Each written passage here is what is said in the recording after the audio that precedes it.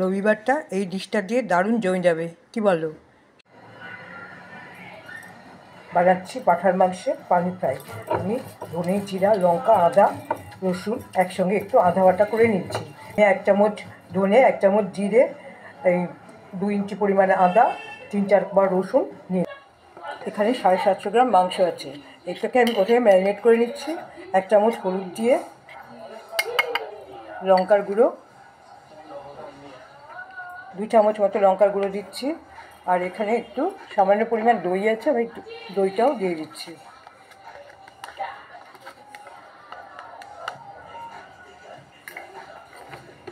দিচ্ছি 1 চামচ লবণ আর 1 চামচ চিনি।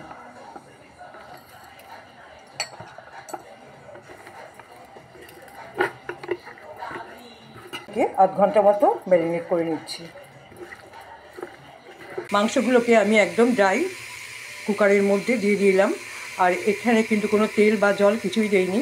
তার মধ্যে আমি কাটা পেঁয়াজ, রসুন, আর টমেটো, রসুন আর দারচিনি, লবঙ্গ, এলাচ সব এর মধ্যে দিয়ে দিলাম। একটা বড় এলাচও দিয়ে দিয়েছি। এবারে আমি গরম জলটা আমি এর মধ্যে দিয়ে দিচ্ছি।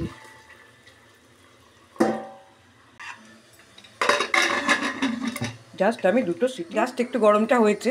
এখন আমি এটা খুলে আমি কুকারের ঢাকনাটা খুলে নিচ্ছি। দেখো, এটা এক্ষুনি ফুটতে শুরু করে দিয়েছে গরম জলটা দেওয়াতে। এবারে আমি যে আধা বাটা করে রেখেছিলাম ধনে, জিরা, আদা এগুলো, সেই মশলাটা আমি এর মধ্যে দিয়ে দিলাম। দিয়ে একটুখানি ভালো করে নেড়ে, এই মশলাগুলো কিন্তু গোটা গোটা দেওয়া যায়, কিন্তু যেহেতু আমার কম মাংস সেহেতু মুখে পড়তে পারে, সেই কারণে আমি এর মধ্যে আমি কিছু গোলমরিচও দিয়ে দিয়েছি। এবার আমি আবার একে ঢেকে দিচ্ছি। আমি কুকারকে ধুয়ে ঢেকে দিয়েছি।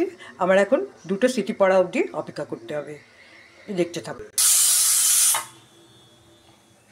দুটো সিটি পড়ে গেছে, আমি গ্যাসটাকে অফ করে দিচ্ছি। এখন মোটামুটি সেদ্ধ হয়ে এসছে। আমার হাঁড়ির মধ্যে আমি এবার ট্রান্সফার করব।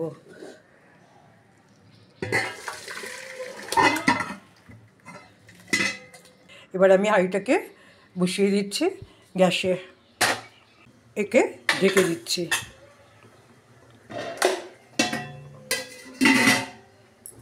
এখন ফুল আঁচে রাখবো না, একটু মিডিয়ামে রেখে দিচ্ছি। আচ্ছা, গ্যাসটা হাঁড়ির ওপরে আমি খানিকটা জলও এর মধ্যে দিয়ে দিয়েছি। জলটা নিজে নিজে গরম হবে। জলের এটা নামিয়ে নিচ্ছি।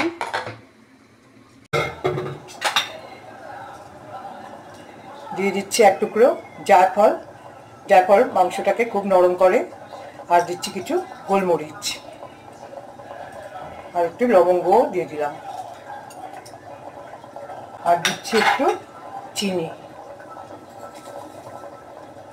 এবার আমি মাংসটাকে আবার ঢেকে দিচ্ছি, ওপরে জলের হাঁড়ি বসিয়ে।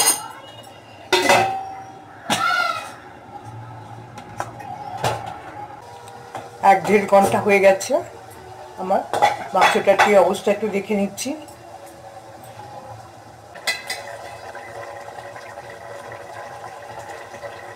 মাংসটাও সুসিদ্ধ হয়ে গেছে।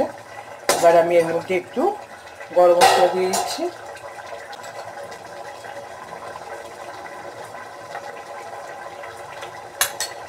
দিয়ে দিচ্ছি একটু লেবুর রস।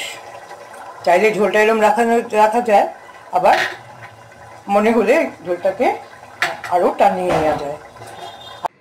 ব্যানার্জি হোটেলের হেসেলে ঢুকে এই একদম তেল ছাড়া মাংসটা রান্না করতে দেখেছিলাম। এটা আমার তখন দৃষ্টি আকর্ষণ করেছিল। সেটা আমি এখন তোমাদেরকে ট্রাই করে দেখালাম। খেয়ে দেখো, দারুণ লাগবে। একটুও তেল নেই, কিন্তু মাংস নিজের তেল কিন্তু ছেড়ে দিয়েছে। কি দারুণ হয়েছে দেখতে। আশা করি এই ডিশটা রান্না করে তোমাদের ভালো লাগবে। আর লাইক, শেয়ার আর সাবস্ক্রাইব করতে ভুলো না। রবিবারটা এই ডিশটা দিয়ে দারুণ জমে যাবে, কি বলো? সবাই ভালো থেকো।